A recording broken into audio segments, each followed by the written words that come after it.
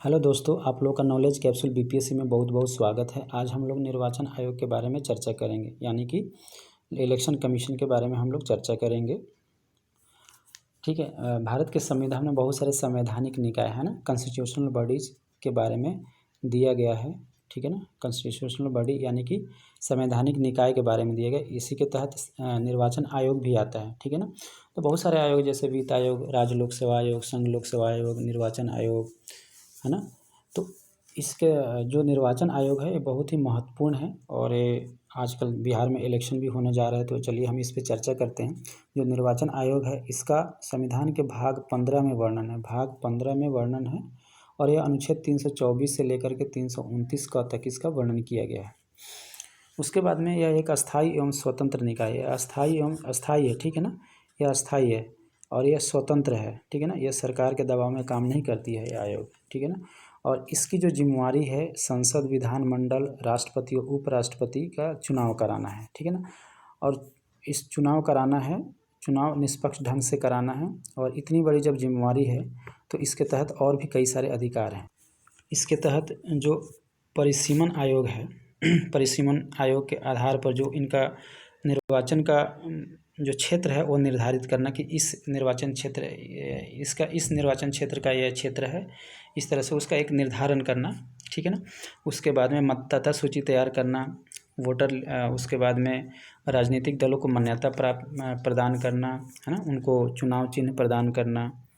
उसके बाद में कोई विवाद है तो उसकी जांच पड़ताल करना। उसके बाद में बहुत सारे जैसे किसी राज्य में राष्ट्रपति शासन लागू है तो वहाँ पे परिस्थितियाँ अनुकूल होती है कि नहीं चुनाव के लिए, ये सारी इनका सिफारिश राष्ट्रपति को देना चुनाव कराने के लिए। तो ये सारी जिम्मेवारी है चुनाव आयोग की, बहुत बड़ी जिम्मेवारी हो जाती है। और इनका जो कार्यकाल है, पहले इनकी नियुक्ति के बारे में बात करते हैं। राष्ट्रपति द्वारा इनकी नियुक्ति की जाती है और यह राष्ट्रपति के प्रसाद पर्यंत काम नहीं करते हैं। ठीक है ना, जैसे बाकी लोग करते हैं।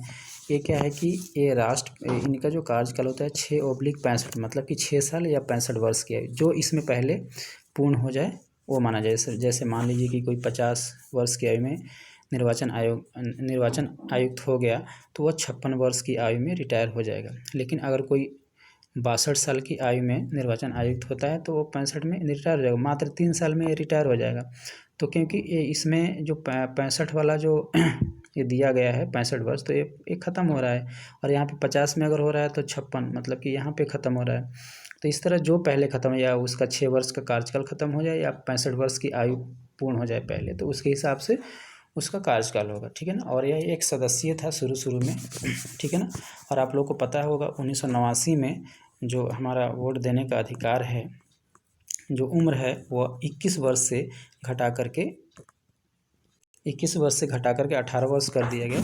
और इस तरह चुनाव आयोग की जिम्मेवारी काफ़ी बढ़ गई। इस तरह से जो 1989 में है, इनका जो 1 सदस्यीय था वो 3 सदस्यीय कर दिया गया, 1+2।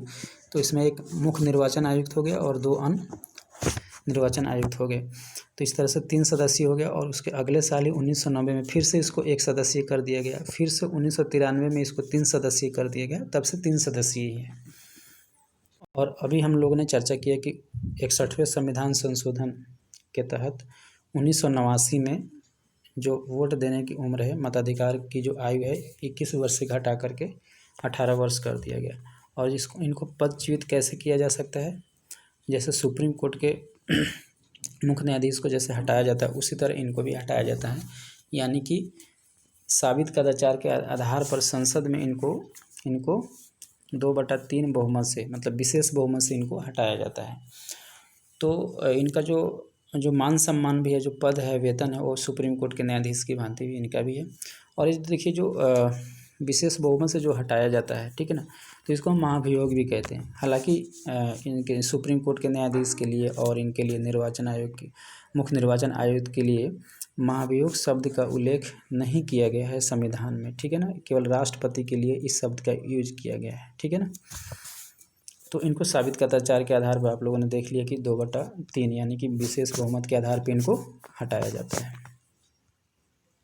चलिए आगे हम और कुछ चर्चा कर लेते हैं। जो हमारे पहले निर्वाचन आयुक्त थे उनका नाम था सुकुमार सेन। ठीक है ना, सुकुमार सेन। और अभी जो मुख्य निर्वाचन आयुक्त हैं अभी जो मुख्य निर्वाचन आयुक्त हैं ये सुनील अरोड़ा है, ठीक है ना। ये सुनील अरोड़ा है अभी हाल फिलहाल में, ठीक है ना। और देखिए राज्य जो पंचायत और नगर निकाय का जो चुनाव होता है उसकी जिम्मेवारी निर्वाचन आयोग की नहीं होती है, उसकी चुनाव कराने की जिम्मेवारी। तो ये ध्यान रखिएगा कि पंचायत और नगर निकाय का जो चुनाव होता है, पंचायत और नगर निकाय का, ठीक है ना, नगर निकाय का, तो इसकी जिम्मेवारी चुनाव आयुक्त की या चुनाव आयोग का नहीं है, ठीक है ना। यह राज्य सरकार अपने हिसाब से कराता है। इसके अलावा देखिए जो किसी सांसद को आयोग घोषित करना है तो जो राष्ट्रपति आयोग घोषित करता है किसी सांसद को, राष्ट्रपति, तो राष्ट्रपति ऐसे ही इसको आयोग घोषित नहीं करता है। जो निर्वाचन आयोग जो होता है इसके परामर्श के आधार पर ही इसको आयोग घोषित किया जाता है, ठीक है ना। उसके बाद में संसद द्वारा किसी व्यक्ति को चुनाव लड़ने के लिए अयोग्य करार दिया जाता है या न्यायालय द्वारा अपराधी घोषित किए गए व्यक्ति को, यानी कि कोई न्यायालय द्वारा, ठीक है ना, यदि कोई न्यायालय द्वारा अपराधी घोषित हुआ है, यदि कोई व्यक्ति न्यायालय द्वारा अपराधी घोषित हो चुका है तो वह चुनाव नहीं लड़ सकता है। विपक्षी दल, आप लोगों ने विपक्षी दल का नाम सुना होगा, ठीक है ना। विपक्षी दल की मान्यता उसी को प्राप्त होती है जिसके पास सदन में कम से कम 10% सदस्य होने चाहिए। सदन में उसके पास 10% सदस्य है तो विपक्षी दल को उसको मान्यता प्रदान की जा सकती है।